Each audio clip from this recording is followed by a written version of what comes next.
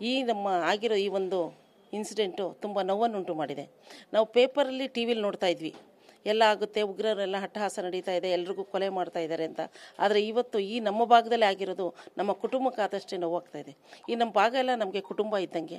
ಇವರು ಮಗಳನ್ನ, ಈ ಜಯರಾಮ್ ಅವ್ರ ಮಗಳನ್ನ ಭರತ್ ಅನ್ನೋರು ಸುಂದರ್ ನಗರದಲ್ಲಿದ್ದಾರೆ, ಅವ್ರ ಮಗನಿಗೆ ಕೊಟ್ಟು ವಿವಾಹವಾಗಿತ್ತು. ಇವರು ಪಾಪ ಸುಮಾರು ಒಂದು 5-6 ವರ್ಷ ಆಗಿದೆ ಮದುವೆ ಆಗಿ. ಈ ಕಾಶ್ಮೀರಕ್ಕೆ ಹೋದಾಗ ಈ ಒಂದು ದಾಳಿ ನಡೆದಿದೆ. ಇದನ್ನು ಸಹಿಸಲಿಕ್ಕೆ ಎಲ್ರಿಗೂ ಆಗ್ತಾಯಿಲ್ಲ, ನಮಗೆ ತಡ್ಕೊಳಕ್ಕಾಗ್ತಾಯಿಲ್ಲ. ಅಂದರೆ ಈ ದುಃಖನ ಇನ್ನು ಆ ಕುಟುಂಬದವ್ರು ಯಾವ ರೀತಿ ಸಹಿಸ್ತಾರೆ ಅನ್ನೋದನ್ನು ನಾವು ನೋಡಬೇಕು. ಮೋದಿಜಿಯವ್ರು ಏನಾದರೂ ಇಲ್ಲದೆ ಹೋಗಿದ್ದಿದ್ರೆ ನಮ್ಮ ಭಾರತದಲ್ಲಿ ನಾವು ಯಾರೂ ತಲೆ ಎತ್ಕೊಂಡು ಓಡಾಡೋಕ್ಕೆ ಆಗ್ತಾ ಇರಲಿಲ್ಲ, ನಮ್ಮನ್ನು ಯಾರು ಬದುಕಿಸಿ ಕೊಡ್ತಾ ಇರಲಿಲ್ಲ ಅಂತ ನಾವು ಕೇಳ್ಕೊತೀವಿ.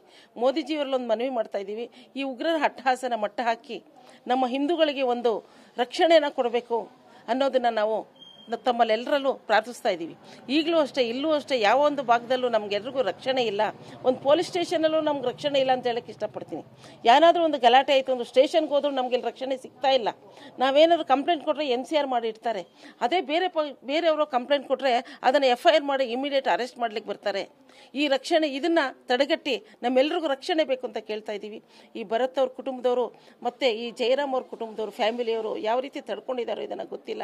ಅವ್ರ ಕುಟುಂಬಕ್ಕೆ ಒಳ್ಳೆಯದಾಗಲಿ, ಅವ್ರಿಗೆಲ್ಲ ಇದಾಗಲಿ ಅನ್ನೋದನ್ನು ನಾನು ಶಾಂತಿ ಕೊಡಲಿ ಅಂತ ನಾನು ದೇವರಲ್ಲಿ ಬಯಸ್ತೀನಿ. ನಿನ್ನೆ 2:30 ಇದು ಇದಾಗಿದೆ. ಮತ್ತೆ ಇಲ್ಲಿ ಮೆಸೇಜ್ ಬಂದಿದೆ, ಬಾಡಿನ ಈಗ ಕಳಿಸ್ತಾ ಇದ್ದಾರೆ. ಅಮಿತ್ ಶಾ ಅವರು ಕೃತಜ್ಞತೆ ಸಲ್ಲಿಸಿ ನಮ್ಮ ಬೆಂಗಳೂರಿಗೆ ಕಳಿಸ್ತಾ ಇದ್ದಾರೆ. ಬಾಡಿನ ನಾವೆಲ್ಲ ಆಹ್ವಾನಿಸ್ಕೊಳ್ಳೋಕ್ಕೆ ನಾವೆಲ್ಲ ಕಾಯ್ತಾ ಇದ್ದೀವಿ.